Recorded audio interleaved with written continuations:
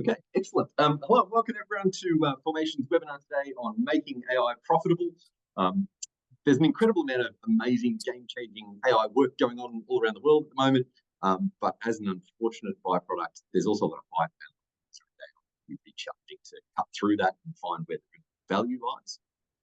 So whether you're a founder or you're grappling with how to apply AI to a business you work in, today's webinar is an excellent opportunity to learn from one of the best. So today we have with us Mark Lynch, the founder of Learnosity. And if you haven't heard of Learnosity, it is an award-winning global education technology company.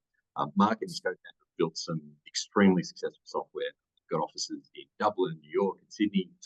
Acquired another business along their journey, and their platform now supports over 40 million learners, with its assessments delivering over 1 billion questions a month. No pressure, Mark, keeping all of that running smoothly. And more recently, Mark's role has had him diving pretty deeply into AI. I've known Mark for many years now, and in addition to being an all-round great guy, a couple of things that really impressed me about Mark: he just asks great questions and really knows his stuff, meaning that he gets to the heart of issues and value very quickly. He's genuinely passionate about technology. He's constantly experimenting, learning things, and is really humble despite his incredible depth and breadth of knowledge. So, looking forward to today's session. Welcome, Mark. Well, thanks, Dane. Appreciate that. We've structured today's session into a couple of different sections just to extract as much value as we can. So we're going to talk about an introduction to applying AI at scale. We're then going to look at just how do you sort of find the right problems or opportunities where AI can help and provide genuine ROI. Thirdly, building and maintaining quality. And then fourthly, just kind of some of the challenges and pitfalls to avoid in terms of AI adoption. And for anyone in the webinar today, feel free to submit your questions throughout, and we'll leave 10 minutes for audience Q&A at the end of the session. So, Mark, yeah, I guess just keen to kick off, maybe with a bit of background just on Learnosity's journey overall. Can you tell us about some of the early successes and early learnings just in there? Let me go all the way back to, let's say, before AI and the whole journey. So where we started out was solving problems in education. We're technology people, ended up in education and just wanted to solve real world practical problems. And I think that's probably a piece that goes the whole way through it. Like some of the early pieces was involved in using the internet, using phones, like literally Nokia phones, to do language learning, and that evolved into other pieces where we were continuing to build APIs, or fell into building APIs that could deliver assessment into other people's platforms. So, which gave us the kind of huge global reach, because we didn't have to sell to every school. We could sell to large customers who were building platforms and had sold into schools. So, and we could focus on that and do that really well. So, and fundamentally put 10 times more effort into that than any of our customers could individually, because we've got hundreds of customers, so it makes commercial sense to do that. So yeah, that's probably a quick bit of background. And so actually, so I now have scaled, as you said, to delivering assessment for some of the largest education companies and learning companies in the world, and doing billions of questions every month, which all built on Amazon. So it's been a good journey. I think finding that niche and being able to go deep and do it better than anyone else is a great part of any successful business, and do that at massive scale as well. Yeah, and I think that's one of the pieces we said. You just reminded me of one of the old pieces we used to talk to our customer. It's basically going, an inch wide and a mile deep. That was what we did, and we deliberately used inches and miles because we were spending a lot of our time focused on the US. So we had to translate into the old system.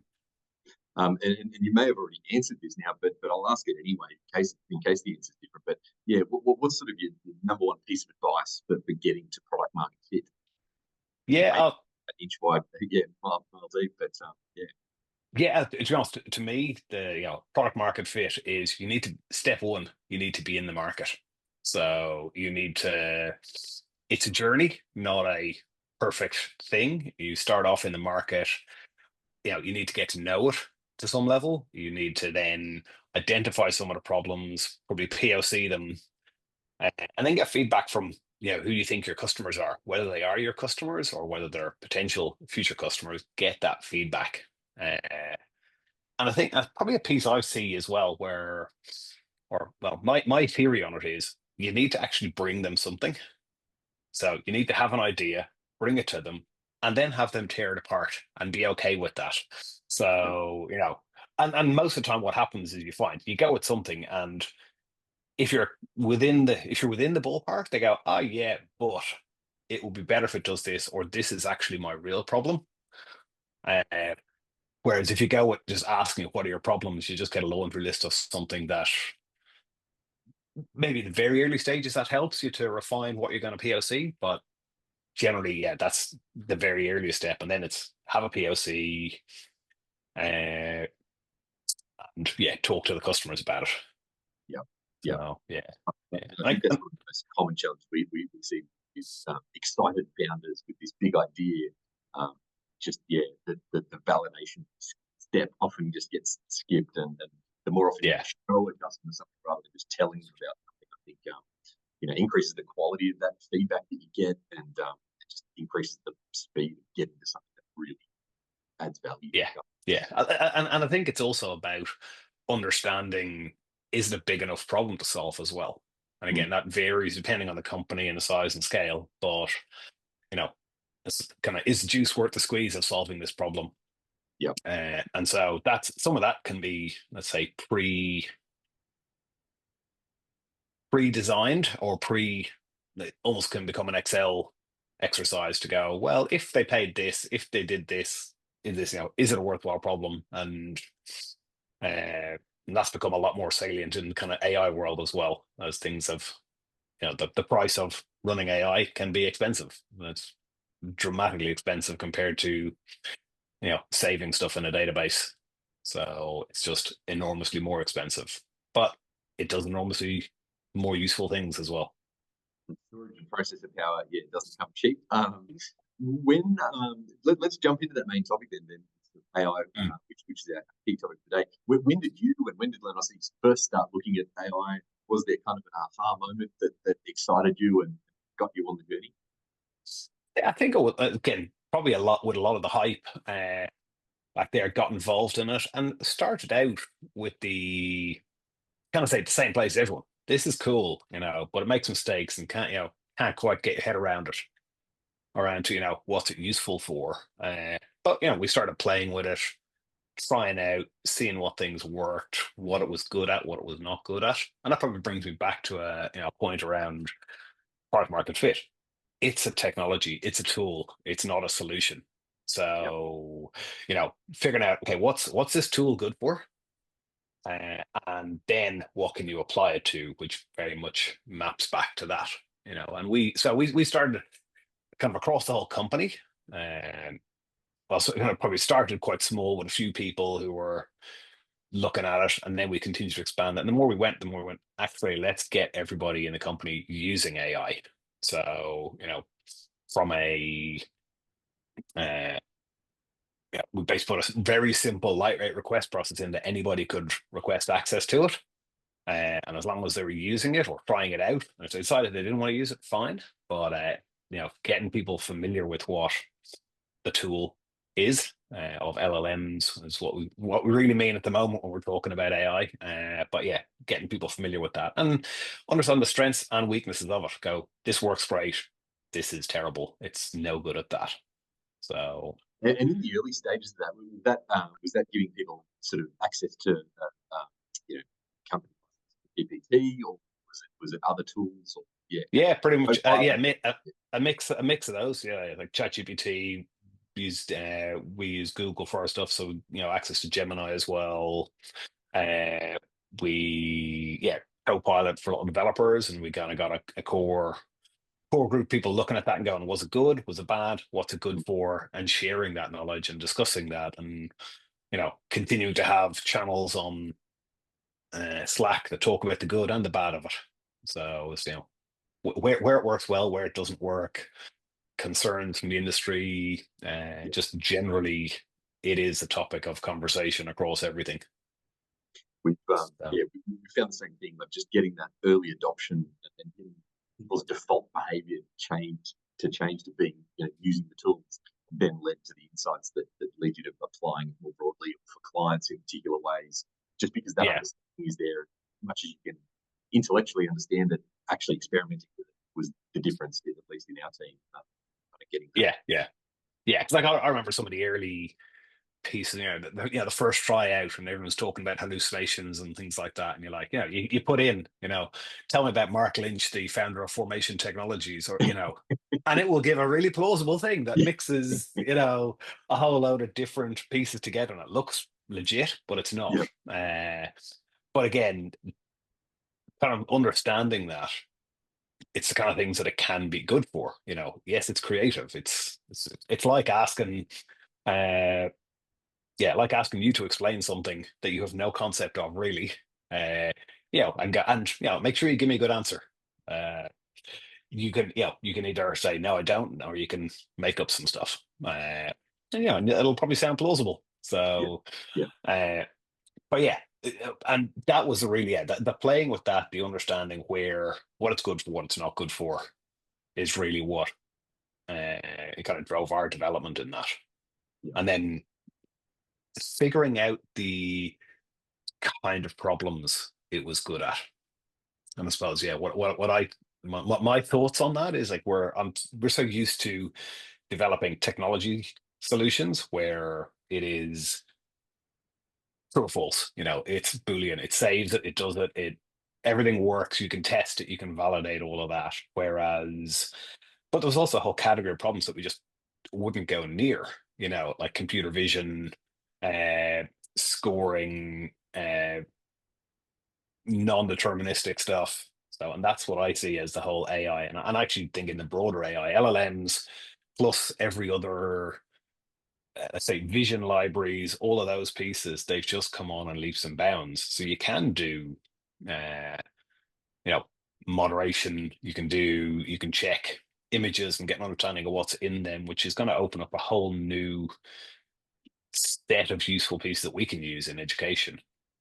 So that you just go, you wouldn't have gone anywhere near that. But I think, like, looking at project work, looking at videos of student recording, for submitting their work, is getting into focus as, we can actually do that and do that at scale.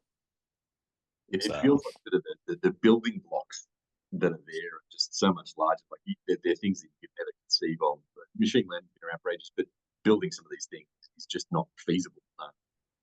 So leveraging these massive models at scale that have solved a bunch of these problems already. Yeah, and I think that's probably a key point as well. The other key change that came out of this was APIs to do all of this. So, like, a lot of the machine learning stuff, as you said, has been around for ages, but there's some, I guarantee that, like, there will be some around, but it wasn't as many, or it was a lot more niche use cases that you could either, set it up yourself, get really deep into understanding how to use it. It's just that the barrier to use of this has got much lower. So, and again, I was amazed when we started looking at OpenAI stuff around that. Like, you can just send a transcript of me talking in my Irish/Australian accent, and it would pick it up and do it perfectly, and give me back a full transcript of that. Like, that's really easy. We can use that for this. Yeah, and I think a bunch of those things were kind of the realm of big corporates who could afford to do some of those things. But now, as a startup, like these things are available immediately for us. The ability to become competitive quite quickly or become a disruptor is probably more so than ever before. Yeah, no, I really think it is. It's I said, it mirrors some of the stuff that we talk about all the time. We give our smaller customers the ability to compete with the big boys, and that's what a lot of this does, is kind of opening up, and the access, as much as the technology, is a big piece. Yeah. So. Right. And so how do you go about identifying the right problems for AI to solve? I think we probably touched on a little bit earlier, but a problem that's both worth solving and that AI can solve? How do you think about Yeah, yeah. Look, and yeah, so that's as I said, started with the playing with it, getting familiar, trying stuff, and POCing a lot of different things as well. And so, both from using the GPT tools, using Claude Anthropics tools, using Gemini, testing out all the APIs, and almost in testing those, getting inspired with different things that you can do. But yeah, a lot of POC work. I'm going, what about this? Yeah, no, discard. Yeah, or no, that's a later thing. Or yeah, I can see it, that's cool, but I don't know where it fits. I don't know what problem it solves. So, yeah, but yeah, that kind of exploring and getting familiar with it was a key piece around it. And then we, started exploring and coming at it from the what are the problems that it might fit into. And it's like I'm a big fan of the kind of jobs to be done theory of kind of Clayton Christensen, and just like figure out uh, what are the pieces you're trying to solve, what's the job to be done, and then does this fit in? And probably I think a piece I initially spent a bit of time about was figuring out, and again that was it, come up with a POC and then figure out a cost of what that would work. And you can't just work it out without doing a POC. So like we did a POC and said to do, essay scoring, we're impressed it's going to work. It worked, okay enough in our initial try. We're going, yeah, this is worth going a bit further. And then we're like, okay, well, if we did this, kind of map out what it's going to cost. And on our early versions of that, when we started on this, it wasn't commercially feasible. Like it was gonna bankrupt us if it was successful, or we wouldn't have been able to charge enough to make it, like it wasn't going to be price competitive to be able to sell in uh, based on kind of relative pieces. So we're going, okay, that's not going to work. But we kind of went, yeah, but it's a big problem, and so that's one where we actually kept working on it and going, how can we make it more efficient? And B, stuff as the LLMs have prices have come down dramatically to the point where yes, it is very feasible now. there's been So several drops of like 90% or something in the cost for those API calls, right? So that's exactly. an enormous difference to your base cost of automating any previously human-led task. Exactly. Yeah. Stuff that was not feasible 12 months ago suddenly is, and that was the category we were looking at. Like, if this is going to come down, how do we map that out? It's going to come down in price and it's going to get better. So, which it has. And then being able to figure out which parts of it you need the top end models for, which parts you can simplify, use with smaller models, and which actually have the benefit of being faster as well. So that can be a really good piece too. Yeah, yeah. So it sounds like, if I'm hearing correctly, it's kind of understand the tools and do some experimentation to understand the tool set, identify the problem with jobs to be done, run a POC to kind of understand how it works, and then you can kind of work out costings at scale, optimize for the models that are really going to help in that scenario. Exactly. Yeah. Yeah. That's a good summary of it. So. Yeah. Okay. And I guess, yeah, in terms of the costs, so obviously we know that the LLM costs have come down quickly and should, I expect will continue to do so, or at least the capability for the same cost will expand massively as the technology continues to improve. I think that's pretty exciting in terms of just what's going to be possible. If you think we're still relatively early in that journey, like, and it keeps doubling, that's pretty crazy in a few years' time, what they're going to be capable of. But how do you think of it in terms of kind of your investment in development and building the product versus the ongoing API costs and so forth, of server costs of running the Yeah. That's part of it is like, yeah. Well, probably we have to think about the API costs. In many of our previous projects, we didn't even. It was a small enough cost around it that wasn't the biggest cost. If we can build this, and it's useful to customers that buy it, and the running costs are a piece. I hate our Amazon bill. I'd like it to be smaller always, but relative to what it delivers, it's small. And you get it wrong, you can go back and fix up some of that. Yeah, in the kind of the API costs where were material. and can be very material in this. And so it leads to thinking about how you can optimize for that, or pause on certain solutions and come back to them, revisit in 12 months. If it's a good idea, we'll come back to it. So yeah, it's like development costs. I think overall they're not that different. There is, obviously getting people familiar with it, and there's probably a few. There's probably more in the product management piece as well, rather than the pure engineering one, where I see more change. Mm-hmm. So figuring out the what and what you can do, and reimagining some of that to go, here's the kind of things you might want to solve.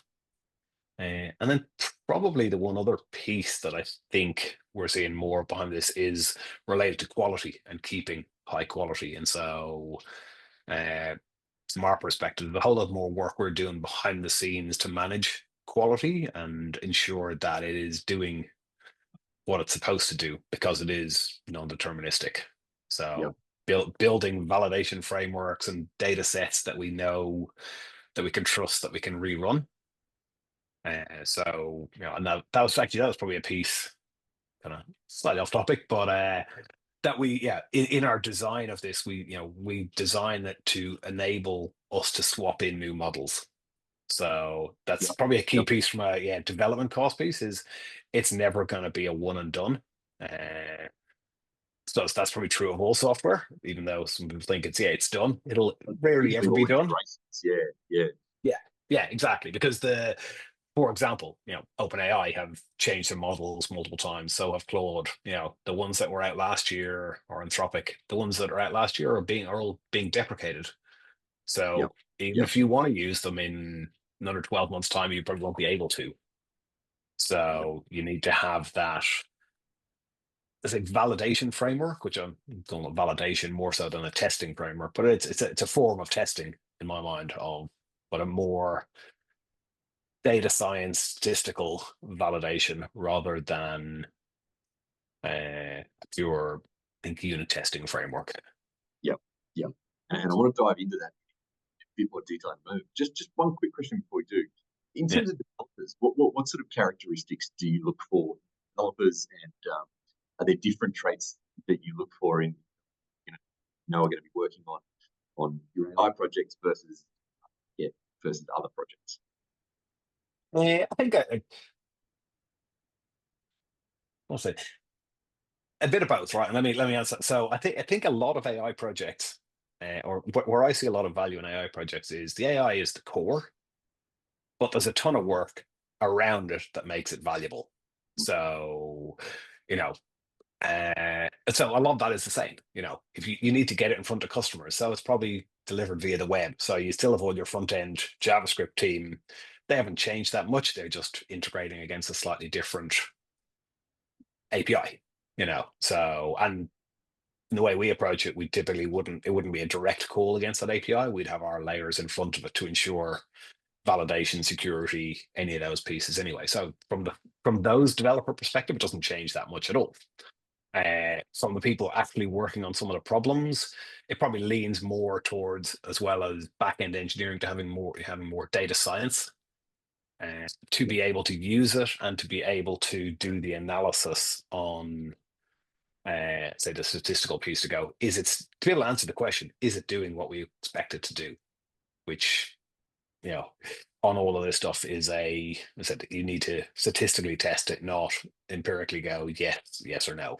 Yeah, so much So easier with traditional development to get a binary hit past the test or it didn't, versus the multitude of options that it is. exactly. So and even just defining those metrics is probably a piece. Again, it fits more in the data science, thinking about like what is a good metric for this being good. Yep. So again, I'll talk about kind of one of our examples of feedback aid is it scoring as well as a human? So, and there's kind of I've read more research papers over the last while to go, well, what are the metrics for this? How do we manage that at scale? And understanding what the score is, what a human would do, and then about the kind of our comparison against that, as well as our, say, consistency and reliability. If we run this through 100 times, are we in the same ballpark every time? Yep. So rather than giving wildly random responses, which you don't want to be doing. Yeah, and are you putting that in place? Yeah, are you putting in place some sort of automated framework to ensure that on a ongoing basis? Because obviously, as the data set changes or as the model changes, the results can change. Yeah, how can you kind of maintain that calibration that it's still superior to a human marker? Yeah, look, and I think say automate like we have like basically a whole testing framework, and so building out the data sets of kind of known good ones, and yeah, it will evolve over time, but some yeah, and sorry, as I said, we started out with this is the humans are always right, and that's our kind of what's the word for it? The ground truth, is here's what humans marked on it, and then as we get deeper and deeper into that, we're realizing okay, that's a good place to start until we dive into where there are places where we're marking it differently, and those scenarios we come across in these kind of real world data sets where human marked it, let's call it, at 50%, and our AI is marking it at 0%. We're like, okay, that's probably bad. Either we've screwed up or, let's go and investigate. And in some of those cases, we found that it was like an essay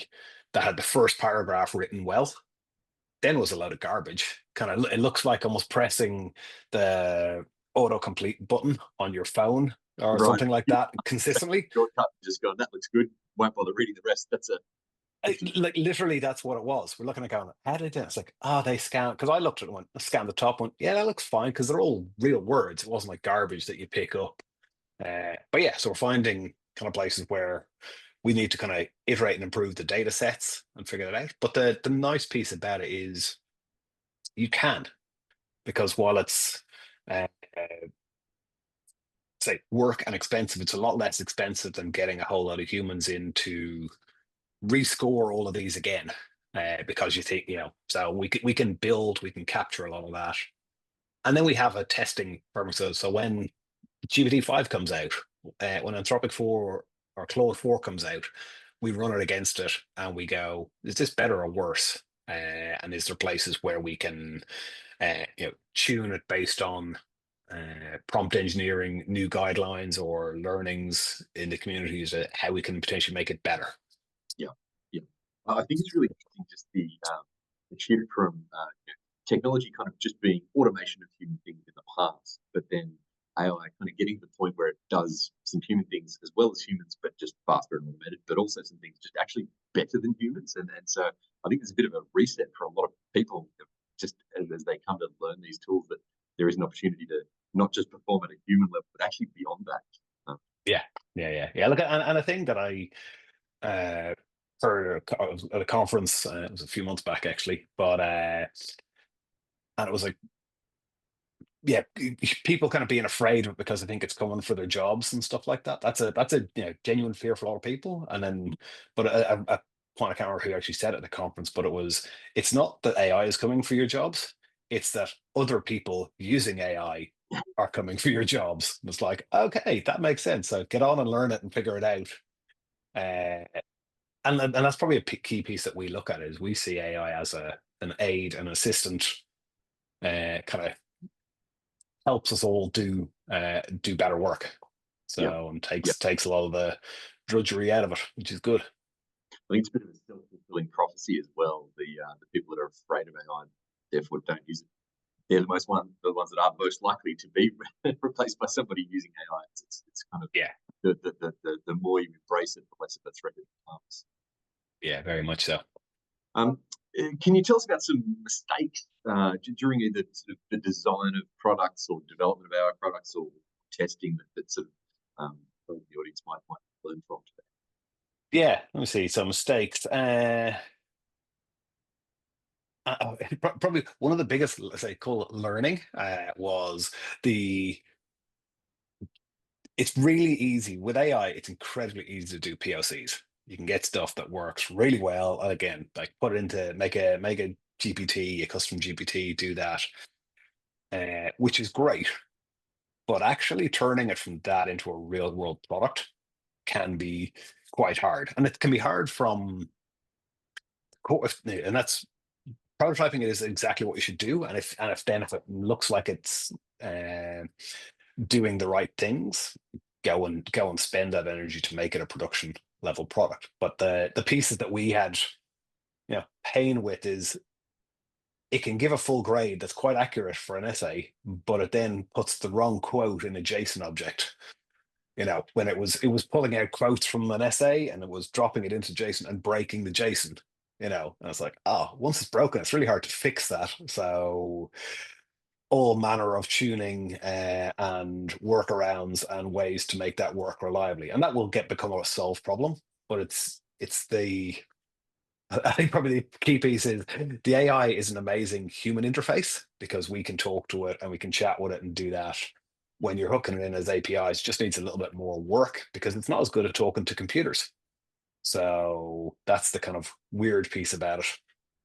Yeah. But it is getting better, and it's a problem that is getting solved and will be solved. So that will become easier as well. Yeah. I guess two quick adjacencies, because obviously there is a lot of experimentation with applying AI at scale. On the R&D tax incentive, has that been useful to you guys funding the development of your platform and growth of the business? I think over the years it's definitely been very helpful. And if you're doing new stuff, absolutely would recommend go and use it, apply for it, do it. That said, I'd also caveat, if anyone from who's involved in that listening, is it's also got more painful than it used to be. I get why, but it's more painful and less useful. And we're seeing actually better places. We're seeing other pieces in other jurisdictions that are simpler and better. But if you're in Australia, go use it. Yep. Highly recommend. Definitely no advice if you use a specialist to help you with that as well, because because of that complexity and painfulness going through the submission process. Okay, what about just and another kind of adjacency, cyber security, cyber insurance? How do you kind of think of those, particularly in the context of complex AI-based projects versus traditional ones? Yeah, well, so step back, cybersecurity key. We all have to be across it. We have to, you have to build in robust programs, and it comes down to across an entire organization the weakest links around that. So we have putting in continuous training, awareness, making it a topic of conversation, continuing to do that is so important, and I think the key piece, you've kind of linked it there with insurance. Yes, insurance is important around it. It's a necessary evil. But the only piece I'd say is, you want to actually never claim on your insurance, because you want to not have that issue in the first place. And insurance can't magically put the genie back in the bottle. So it's important to have, but you're better off to prevent it and put that work into it. Yeah, particularly that reputation damage. Model. Just a reminder to anyone, if you do have questions, please feel free to submit them at any time via Zoom's Q&A section. You'll see that in the app. Yeah, we'll answer those at the end of the session. Cool. A couple of questions on kind of user adoption and challenges along the way. We spoke about the fear of others, people having their jobs taken by AI, sort of thing. But what are the common fears that you see either in customers or end users of your products, or even developers? So it's definitely a fear, and again, it depends who you're talking to as to how that fear is realized. And what's the word? I suppose, and to me, and the way I'm more and more not talking about AI. I'm talking about, what are we solving? What's the piece we're doing? And actually, let me give you another little example. And this is some of the things I've talked about have been about some of our products that are kind of big picture, brand new, very heavily kind of AI focused ones. They're where we're charging. They're effectively brand new products. There's other pieces in our existing product, and this is where a lot of useful AI is going to be as well, where it's just what we call little moments of wonder. So simple little things that do a job and do it well. Like, for example, in our authoring tool now, you upload an image, it automatically gives you alt text on it, which makes it, raises the bar all the way to make it more accessible. And it does some little nice clever things that I like in it, which is in our context. And this is where I think a lot of the value from AI comes to, is applying it in context. So it's really easy to do that alt text now. But what the simple little piece that we do is, like, we're doing it in the context of a question, and you want the alt text to not necessarily give away the answer to the question. So you want it to be, so we actually put in that both the question and that, and make sure that it provides the appropriate stuff, but not too much. It doesn't give the answer away. So, and that's just a little piece of, when you're doing it, one less task. If you ask anybody who's an author or a content author, would they like that? Oh, all day long. That's the painful, annoying, horrible pieces that everyone knows are really important, really valuable to do, but it's still a kind of drudgery work. So taking that out is really helpful, and everybody gets 100% on board with that. Yeah. So, which probably leads on to how we look at it and focus on a lot of these things as well, is what are the most painful parts you can solve that people don't like doing. Which actually, I'll give a shout out back to, again, to mention Clayton Christensen already, but his innovator's dilemma and innovator solution is that is the core of it. Do the things that people don't want to do, that are painful, that they have to do, and that's what we're focusing on. So if you talk to any teachers, they don't love. They know it's valuable to do essay, to provide feedback to students, but they don't love doing it. They don't want to waste their weekends doing it, their evenings and weekends marking it. But they do it because they know it's valuable. But if you can have the time of that, then they become the biggest promoters of AI. So, or that solution. So yeah, I'd say I'd keep the AI word out of it as much as possible. And presumably, frees up their time to then do things that you enjoy doing, others. Exactly. Okay. And how important is data quality and governance? I think there's a number of people out there kind of raise concerns around our data's not quite right. We need to do that first before we start. Yeah. What are your thoughts on that? Yeah, to my mind, I would be figure that out first, or figure out the problem first, because you can always come back and fix the data, and AI can actually really help you fix that data as well. It's a lot more tolerant of it. And in some cases, it's also, and this place where we do, it's like, focus on new data. You're collecting new data all the time, so you don't have to go back and fix 20 years worth of data to get into format. You can start on the new things and learn and get familiar with that. Obviously, it's important to then keep that data, like, understand that data, and where it's come from. That's going to continue to become more, like, the more it's used, the more you need to understand the provenance of it, where it came from, what the context of, and that's the piece we've always been focused on. For example, a score done, or a grade done by a teacher for a year 6 student is very different to a grade done for a HSC student. It's the same process, but you know what? It's a whole same high level process, different level of skill, focus, outcomes. And so we need to make sure that you understand the context in that. We sort of say, clients, like, perfect data is better than imperfect data for sure. But exactly like you described, we work out what we're actually solving for here, because AI is better at dealing with those fuzzy bits or slightly incorrect data than the original technology is. So, yeah. Okay. Well, what about privacy and data security? They're just like, they're key to me. To me, they're foundations for it, and it comes into trust. So, and that's, there's so much around that, of being transparent when you're using AI, doing that. But and not, our whole approach has always been around that, and the mindset is, would you be happy if that was done to you or to your kids' data? And the answer is inevitably no to most things. So, but that doesn't mean you can't do a huge amount with it, or with appropriate consent to do things. If you're collecting data and you're using it for the right reasons, great.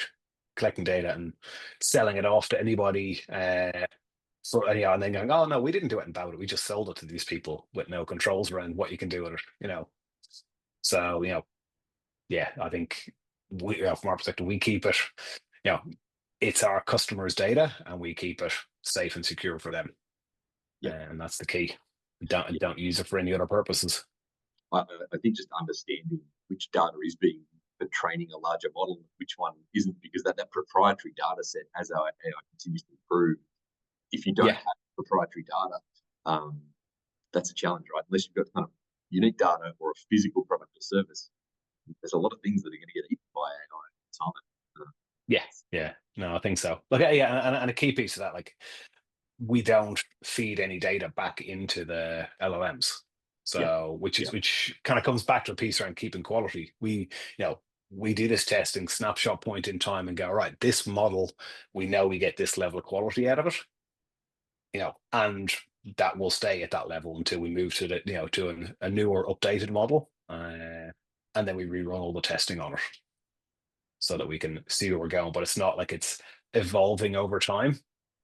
So in the ones that we're doing, we're using snapshots of them so that they're not.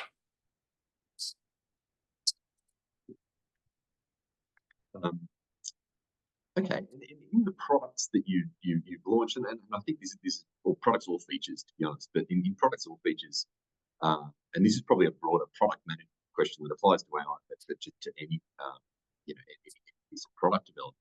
How do you measure business impact or the value generated by AI features once they're actually out there in the real world?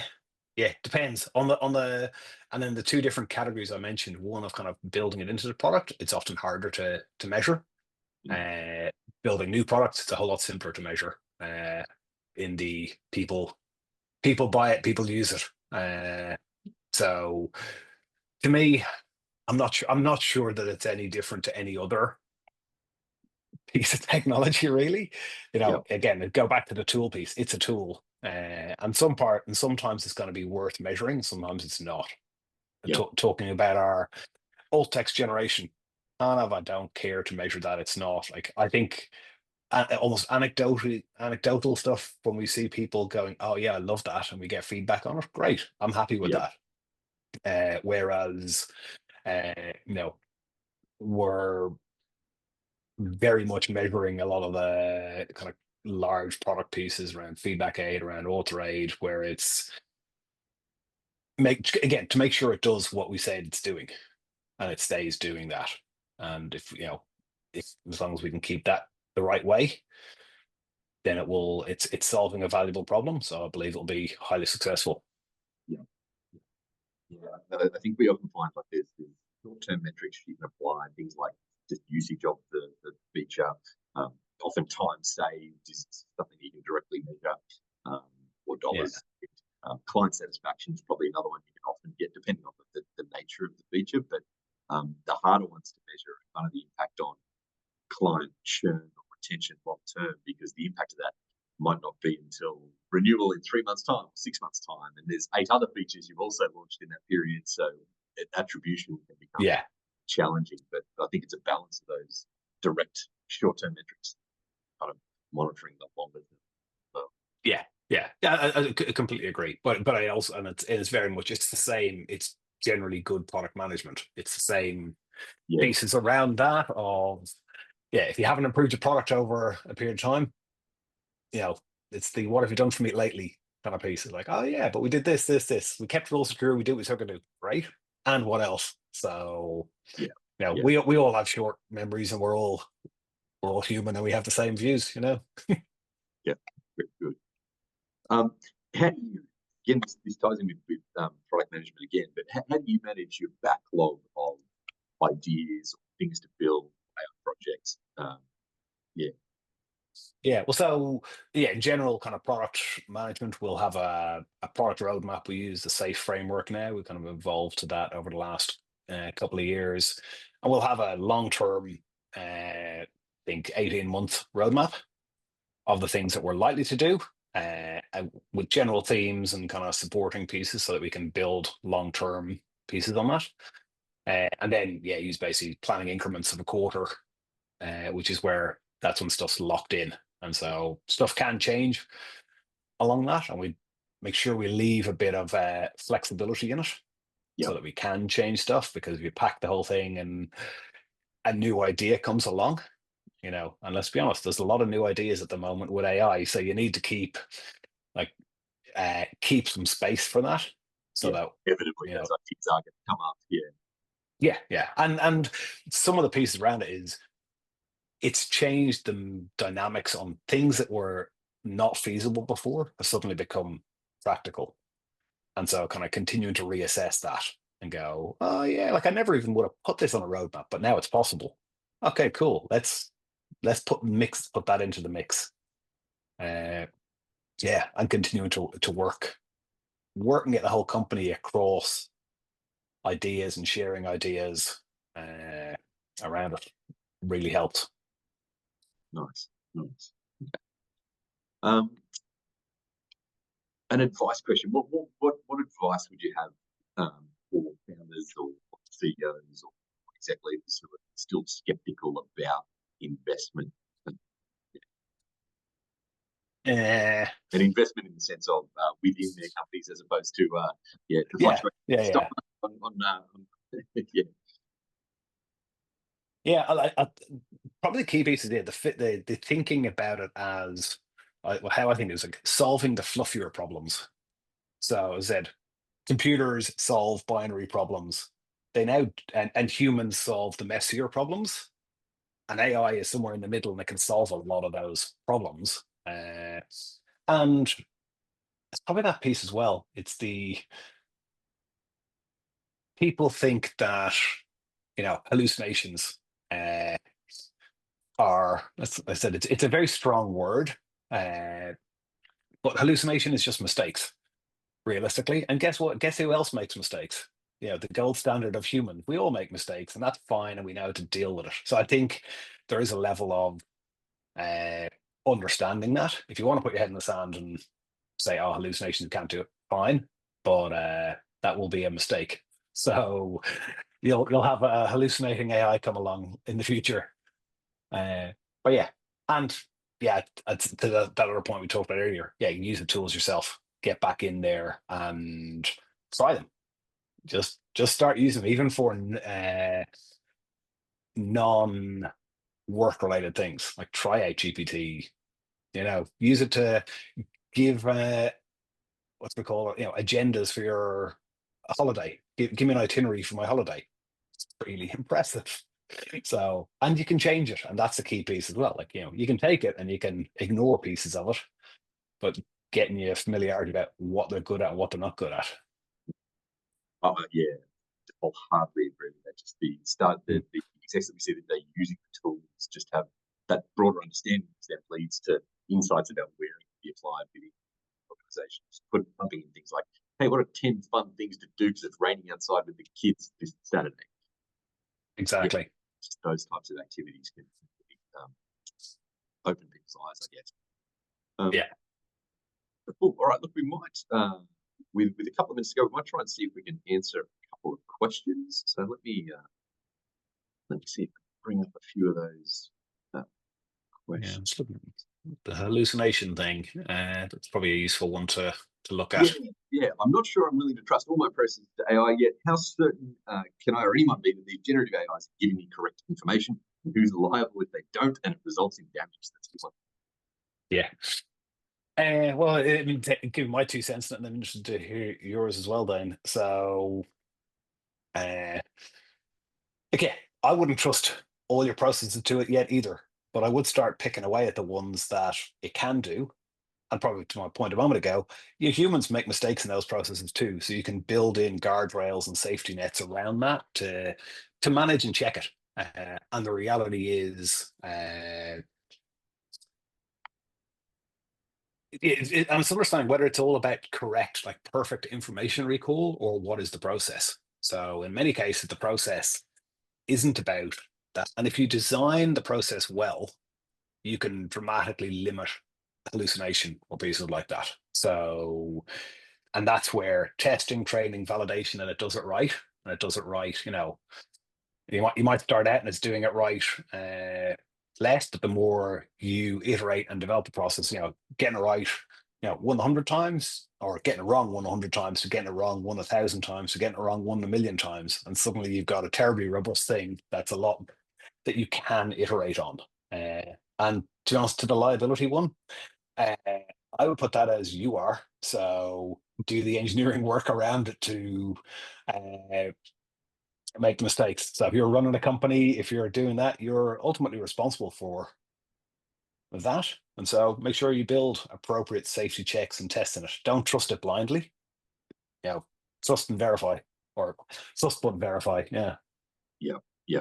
I think an easy way to de-risk it early on as well is just to have a human in the loop. So Yeah.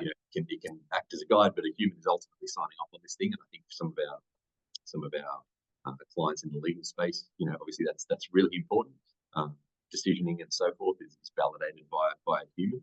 And then I think when you've got that, then it's measurement. Like Mark said, it's measurement until it's far superior to a human. And I think one of the examples for that is like the stats on Tesla's self-driving features. The deaths per kilometer are much lower than that of human driver now. It's just they make the news every time something happens. So its measurement gets better, far better than a human. And I think on the hallucination point, just using grounding as well is another opportunity. So you might want to structure responses so that the AI is helping with decision making or summarizing, but the actual responses provided are preset, structured, and cannot be changed by the AI. So I think there are a bunch of things like that you can do to de-risk it. But like Mark says, I think you definitely don't just throw everything in and expect that it's all going to just be perfect. There's a really rational way to go about it that makes it both awesome but not high risk. Yeah. All right, there's a question here. Whilst I chuckled at the note, AI is not coming for your job, people using AI are coming for your job. From a business perspective, though, if people are more productive and faster with AI, doesn't it make sense to hire less people to do the same amount of work? I suppose, yes, it does. But the reality is that the one thing I know is there's always way more work than you're able to even do. So what you probably find is you're able to do a whole lot more work. And look, you can take that approach of, get rid of people, and that's some of the ways doing it, or you can get twice as much done, which is the approach I tend to take on this. Is going, okay, well, if we've got rid of all those pieces, what else can we do with these smart, intelligent people that we've hired? So, yeah. I think if you're just going to keep producing exactly the same output, yes, you don't need as many people. But I think humans over generations and generations of technology have always come up with more stuff that we want, or better ways to do things. And so, I think, I don't hold the view that AI is just going to replace all jobs, for example. There's going to be just new and interesting things that we find to do, to contribute to make it better. Yeah.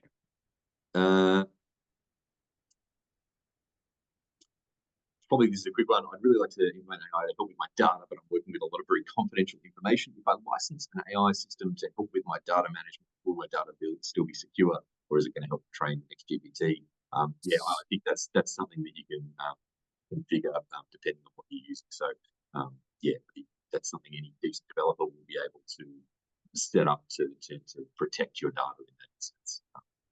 It's a config option. Then you're definitely, your data is being used, so make sure you're on the paid version and you've got the settings configured to protect cool. your data. Yeah, actually, maybe I'll look at the choice paralysis with the amount of options in the market now. What AI tool has delivered the most value for both 4mation and Learnosity? And how do you guys quantify that value? From my perspective, the two things that we've seen that have provided the most Well, actually, no, the few. I'm thinking more at the building product API level. The two that we're using most of is OpenAI, the variations of GPT-4, GPT-4o, and also been incredibly impressed when we're using the Claude 3, Claude 3.5 models are very good, and we found those good. And we still I still have on my list. We've done some early stuff with Gemini as well, but yeah, and we'll continue to do that because I think using multiple ones is useful. It will allow you to leverage the right things, but frankly, you wouldn't go wrong flipping a coin between the two of those, or looking at what your existing technology stack is and go with the one that's easier. So, if you're AWS, then possibly Claude. If you're Azure or something like that, possibly OpenAI. But either can work with either. We use both. Yep. And for us, very similar. OpenAI's GPT definitely is the most prevalent, both from just using their tool, but also massive API integrations for our clients. Copilot for writing code, things like TensorFlow, for video. There's a bunch there that just make a difference. But I think it's also about just having the right tool for your purpose as well. What you're trying to solve is a pure productivity thing, or is it a creativity thing, or is it a video issue, is it an audio thing? I think the multimodal applications of what AI now starting to the complex interface, just those natural human language discussions. Also, we use ReLU, which is amazing for creating wireframes and sitemaps and like in seconds that we previously have taken science significant amounts of time. All right, look, I think that's probably that's about the end of our time together today. I think, look, in closing, that there's obviously huge value applying AI at scale to achieve things that previously only humans could do, and it can solve real world problems. Mark, probably just one thing in closing. What excites you most about the future of businesses? It's just you probably tie on to the last question as well. What do I think AI is going to change over the next while? Is it's going to become everywhere, but you're not going to hear the word AI anymore. Like, it so reminds me of early 2000. Everything was .com, and everything was internet, and it's been a lot for a long time. AI will be everywhere in multiple different forms, in multiple different pieces, and it will have some negative uses, but I think I'm an optimist, so it'll have way more positive uses than negative uses, because there's more good people than bad people out there. That'll make things more seamless and feel a little bit less like technology, but producing amazing outcomes for us. Cool. Thanks again, Mark, for joining us and sharing your knowledge. That was awesome. Really enjoyed the chat. And for anyone viewing, if you'd like any help with anything that we've discussed today, including identifying where and how to add value in your business, developing AI, or maintaining and improving existing applications, please do feel free to book a consult with our head of AI, head of strategy, with the 4mation. The whole team have a bunch of experience in the space. But thanks again for attending. And thanks all. Cheers, Mark. Bye. Cheers. Thanks.